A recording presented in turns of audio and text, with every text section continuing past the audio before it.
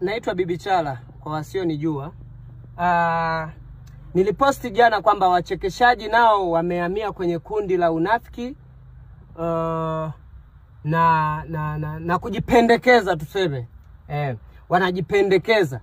Lakini cha kushangaza mwanangu kabisa Mr. Mwanya akaja kuandika hivi: huruma sio malezi, kazi fanya kazi.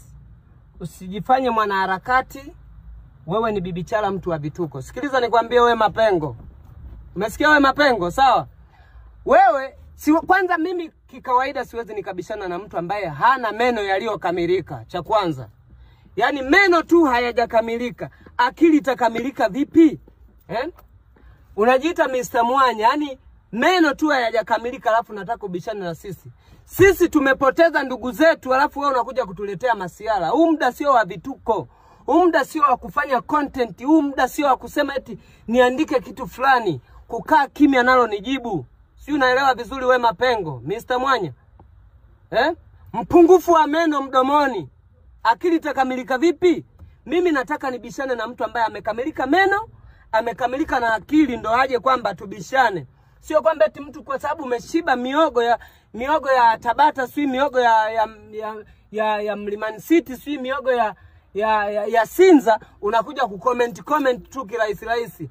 Ulizia historia yangu kwamba piga hata jifunza hata kwamba wapiga hata watu wa Tunduma waambie Bibi Chala ni nani, watakupa historia yangu alafu utasema kwanza hata ukisema uweke ulingo mimi nakukanda vibao sababu uwezo kanishinda.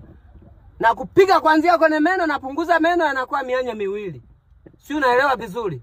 Naomba tuheshimiane. Ukishindwa kuniheshimu nitachukua heshima yangu kilazima. Niheshimu ni kuheshimu. Mtu yuko kwenye majonzi, mtu kapoteza ndugu zake, wewe unakuja kucomment, huruma sio malezi, si nini, fanya kazi. Wewe mtu wa vituko. Vituko vinahusiana nini? Sawa ni mtu wa vituko lakini hutaki kuleta vituko kwenye jambo la serious wewe Mapengo, sawa? Ukiwa msanii jielewe, jitambue, jua unaoishi nao wakoje, jua hiki kitu nafanya kwa wakati gani. Si unaongea tu.